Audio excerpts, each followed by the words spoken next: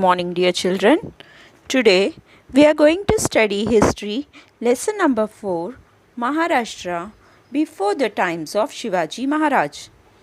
Now let us begin with the lesson. At the beginning of the 17th century CE, most of the territory in Maharashtra was under the control of Nizam Shah of Ahmednagar and Adil Shah of Bijapur.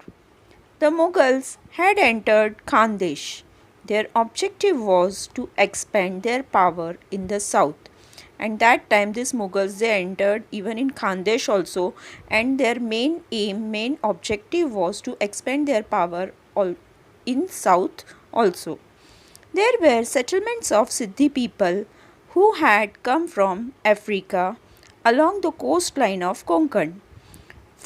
The competition and conflict among the Portuguese, the British, the French, and the Dutch had come from Europe was getting intense during this period, and this all who came from Portuguese, British, French, Dutch, and who all came from the Europe, their fight became very intensive during that period.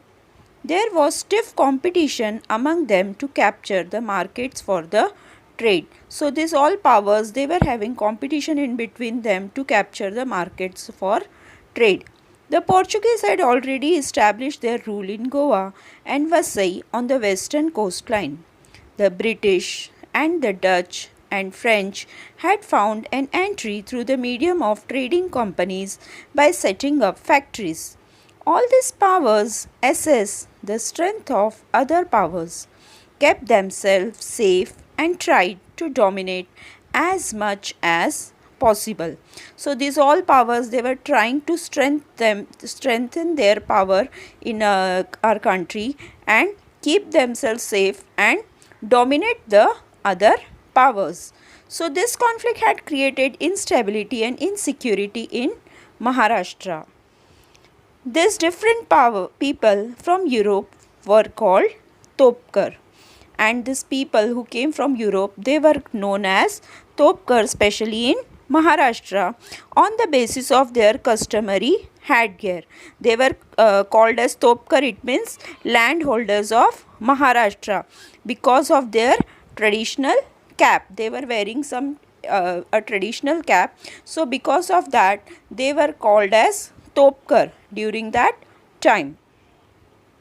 It is necessary to get acquainted with the village, Mauja, Kasbah, and Pargana to understand the nature of settlements in that period, as also of the officers that formed a link between the rulers and their subjects, and also the markets and craftsmen. Pargana was made up of many villages. Generally, the headquarters of a Pargana was called Kasbah. Mostly the headquarter of a Pargana was known as Kasbah, and Pargana was made up of many villages, and a village smaller than a Kasbah was called Mauja. Now let us get acquainted in brief with village, Kasbah and Pargana. Village. It was also called as Mauja. Most of the people lived in village, and a village was also called Mauja. The chief of the village was the Patil, and the person who was the chief he was known as Patil. He used to try to bring maximum land under cultivation. When there was any dispute in the village, the Patil resolved it and made peace. If any problem or any dispute used to come in village, Patil was the person who resolved the problem and made peace in the village. Kulkarni helped the Patil in his work, and the Kulkarni kept the record of the revenue that was collected. There was various artisans in village. They had hereditary rights regarding their occupation. The peasants gave a share of their agricultural produce to the artisans for the services they rendered to the village community. This share was known as Baluta, and this peasants, they used to give the share of their agricultural produce to the artisans for the services they rendered for the society, and this share was known as baluta system. Baluta means in that they used to exchange the things with each other instead of giving money.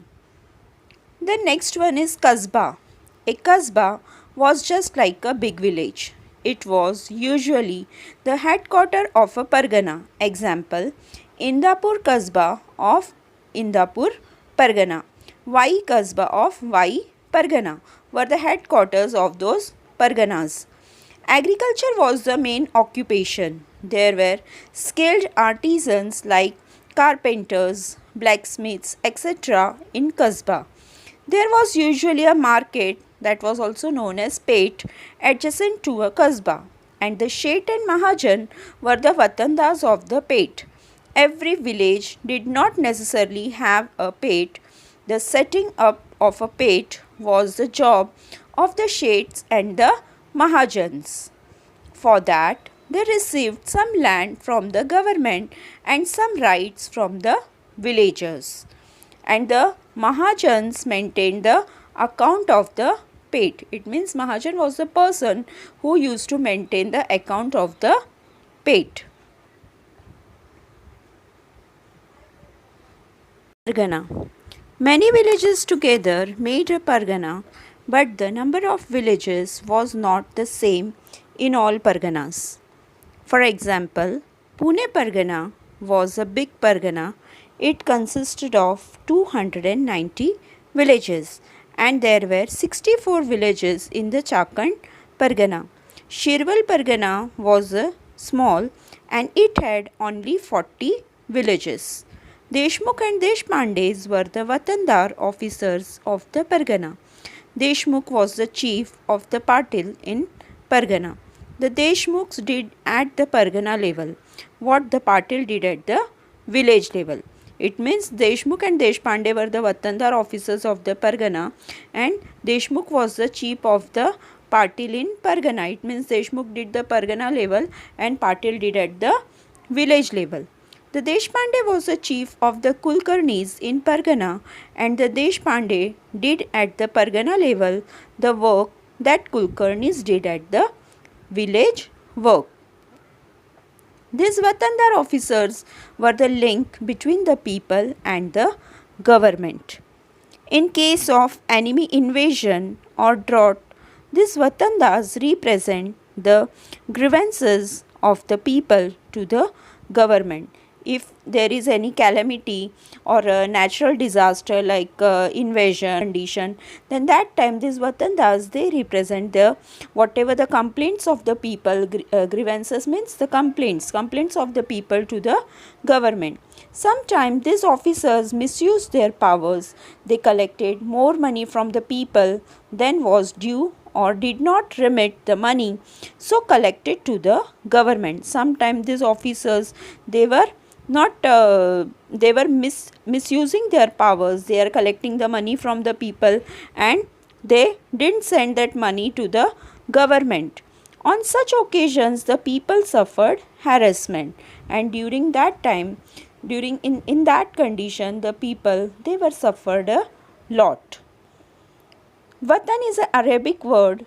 In Maharashtra, it is used to refer hereditary land for which the holder does not have to pay revenue. Calamity of a famine. Famine means a lack of food over a long period. It means if it will not rain, then the condition which people have to face, that is known as the famine. Agriculture was dependent on rainwater. If it did not rain, crops would fail. The prices of food grains rose. It became difficult for the people to get food grains and other things. There was no fodder for the cattle. Water became scarce. It became difficult for the people to live in the village. They were forced to leave the village, and a famine was a great calamity for the people. A great famine occurred in Maharashtra in 1630. People were greatly distressed due to this famine, and it has been described in these words: people were ready to sell themselves for a piece of bhakri, but there was nobody to buy them.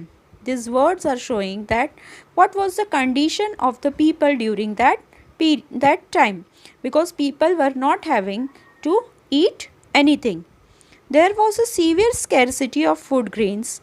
Entire families were destroyed. Cattle and farm animals died.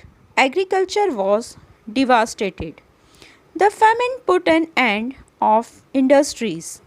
All financial transactions came to a standstill. People had to wander to faraway regions in search of a livelihood. It was a great challenge to bring back to normalcy the devastated life of the people. Means during that time the condition became so worse that it became very difficult to come back to the normal life again, and people had to wander to far away places, regions in search of their livelihood. So in 1630 the calamity of famine came to Maharashtra, and it because of it Maharashtra went to a very difficult condition. Sant Namdev, he was a great sant of the Varkari movement. He was a skilled organizer. He performed excellent kirtans as well, and he awakened the sense of equality in man and woman belonging to all castes through the medium of kirtans. His pledge was Nachu Kirtanache Rangi Jnanadeep Lavu Jagi. His Abhangas compositions are well known. Many sants as well as common people were influenced by his teachings. He went up to Punjab propagating his thoughts. His compositions are included in Guru Granth Sahib of Sikh. He propagated the message of Bhagavad religion in all quarters, and he built a memorial of Sant Chokha Mela at Pandharpur. His work is unforgettable. Whatever work is done by Sant Namdev, it is unforgettable for Maharashtra. He did a lots of awakening work in society of Maharashtra. The next one is Sant Jnaneshwar. He was a great sant in the Varkari movement. He wrote the Bhavartha Deepika or Jnaneshwari, which elucidates the meaning of the Sanskrit Bhagavad Gita. It means he made clearer of Bhagavad Gita to people. He also composed the Amritanubhav. He preached the importance of the path of devotion through his work and compositions. He showed a simple way of worship and conduct which the common people could follow easily. He gave the prestige of religion to the Varkari movement. Though his life was spent in extremely adverse circumstances, he never lost the calm of his mind and never harbored bitterness. From his childhood, he suffered a lot. He faced many adverse circumstances, but even though he never lost his calm of mind. His Pasayadan in Jnaneshwari uplift the minds, and the poetic composition of his brothers Sant Nivruttinath and Sant Sopandev and sister Muktabai are well known. Even his two brothers Nivruttinath and Sopandev and sister Muktabai, their compositions are also well known by the people of Maharashtra. Sant Eknath, he was a great sant of the Bhakti movement in Maharashtra. His compositions are many and diverse. They include Abhanga, Gavalana, Bharuda, etc. He has stated Bhagavad Dharma in detail and in a simple manner. These are the types of Marathi compositions: Abhanga, Gavalana, Bharuda. These all were the poetic work of Maharashtrians. He has stated Bhagavad Dharma in detail and in a simple manner. For better understanding of common people, he stated Bhagavad Dharma in simple language. He has portrayed people's life in Bhavartha Ramayana through the story of Ram. He explained in Marathi the Bhakti part of Sanskrit work Bhagavad. His Abhangas show the warmth of devotion. He demonstrated through his own conduct that there is no need to renounce worldly manners for attaining the highest truth. Paramartha. He was a teacher of people in the true sense of the term. He believed that our Marathi language was inferior to no other language. He always believed that Marathi language is not inferior to other languages. He asked the Sanskrit scholars forcefully, Sanskrit वाणी देवे केली तरी प्राकृत काय चोरापासून झाली? Because during that time most of the scholars were used to write in Sanskrit languages. But he preferred Marathi language, a language of common people, for the better understanding of people, and he said this sentence that Sanskrit वाणी देवे केली तरी प्राकृत काय चोरापासून झाली. And he heavily criticized those who hated other religions. He was always respecting all the religions equally. Sant Tukaram. Sant Tukaram belonged to Dehu near Pune. I think you all are familiar about Sant Tukaram. Even these all other saints also we all studied we are studying from standard 4th in our history. So this Sant Tukaram, he belonged to Dehu near Pune, and his composition or abhangas are very pleasing and lucid. Lucid means clear and easy to understand for the common people. Reaching the greatest poetic heights, his Gatha is a precious treasure of the Marathi language. He asks us to find God by showing love to the unhappy and the tormented in the following lines. जेका रंजले गांजले त्यांसी म्हणे जो आपुले तोची साधू ओळखावा देव तेथेची जाणावा. Means in this he proved, he said that the people, those who are poor, we should see the God in those people and we have to help those people. With this viewpoint, he threw in the river Indrayani the documents of the loan that people had borrowed from him and freed many poor families from the bond of loan. He criticized the hypocrisy and superstition in the society in very strong terms. He stressed that devotion should be coupled with morality. His teachings can be summed up as जोडूनिया धन उत्तम व्यवहारे उदास विचारे vetch करी. Some dogmatic people opposed the social awakening that he had undertaken and sank his abhangas in the river Indrayani. Sant Tukaram faced the opposition with noble courage. Some people, those who were jealous of him that time, they sank the abhangas which were written by him in the river Indrayani. But even though nothing happened to his abhangas, still now it is in same condition. Sant Tukaram faced the opposition with noble courage. Sant Tukaram's disciples and associates were of different castes and creeds. They include Nauji Mali, Governor Shet Vani, Santaji Jagnade, Shivba Kasar, Bahinabai Shiurkar, and Mahadaji Panta Kulkarni. An important task completed by Gangaram Pant Mawal and Santaji Jagnade was writing down the abhangas of Sant Tukaram. This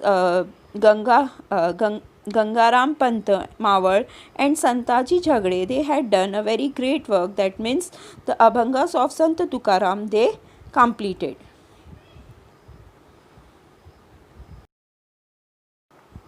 Work of Sant. Sants gave the message of equality to people. They taught humanity. They preach that people should live together in harmony, unity, and love. Their work resulted in social awakening. They taught people how to live in face of foreign invasions, drought-like situations, or any other natural calamities. Their teachings proved to be a big support for people, and their work created self-confidence among the people of Maharashtra. There was a deterioration or ethics and religion in the society. So during that time there was deterioration means decline of religion in the society. So at such a time the sons came forward to protect the society. They taught the true meaning of religion.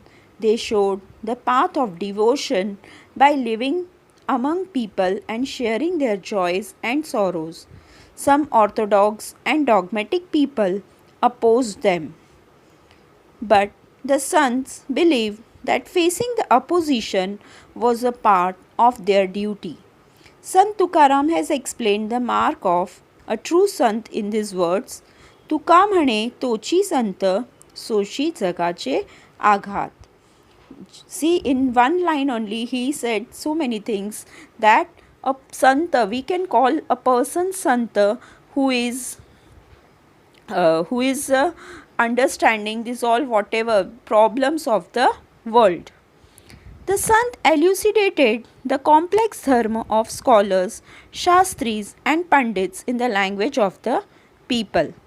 This Santa, they had done a great work to translate the complex dharma which was done by the scholars, that means shastris and pandits, in the language of the common people. They prayed to God using simple everyday terms. They took the view that all are equal before God. They taught society to do away with the pride arising out of caste and varna and see everyone as God's children. A characteristic of Santa was that they did not forget their duties on the path of devotion. They found God in their work. Sant Savanta said, Kanda mula bhaji avghi vithai माझी, because this Savanta, he was a gardener, and he said that Kanda mula bhaji avghi vithai माझी means in those things also he was seeing Lord Vitthal. This statement referred to farm work but applies to work in all walks of life. The sons carried on with their duties even as they were engaged in devotion, teaching and composing verses. They developed moral sensibilities of the society. Ramdas Swami was from Jam in Marathwada. He explained importance of physical fitness to people. Maratha ते तुका मेळवावा, महाराष्ट्र धर्म वाढवावा. This message of Ramdas Swami is famous.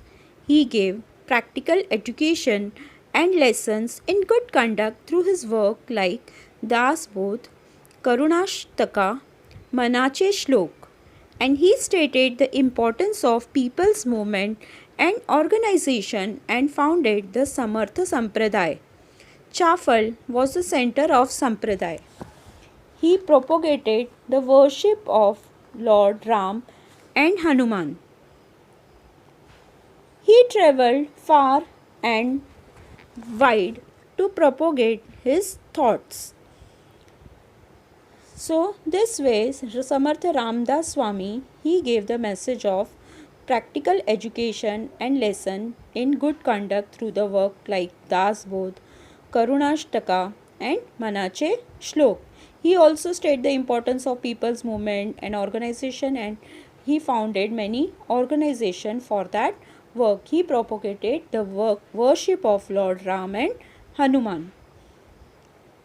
Inspiration for independence during foreign rule. Such was the political, social, cultural situation, etc. In Maharashtra, before the times of Shivaji Maharaj, in that period, Maharashtra was under the control of Adil Shahi and other powers. It was not independent. Even some personalities and streams of thoughts were dreaming of freedom. Among them, Shivaji Maharaj, who is considered to be a visionary of Swaraj, was on the forefront. Shivaji Maharaj, he was the person who is considered the visionary of Swaraj in the forefront, because from his childhood his mother Jijabai, she in his mind she put these all thoughts that he should have a free nation, free Maharashtra. So children, in this lesson we studied how was the Maharashtra before the time of Shivaji Maharaj and what was the work of the saints. It means during that time, during that period, these all saints, they important role for awakening of the society. They gave a very good message to the people. They propagated the message of equality and religion of all. They propagated that all religions are equal. So this way here we finished our lesson. I hope you all understood the lesson. Thank you.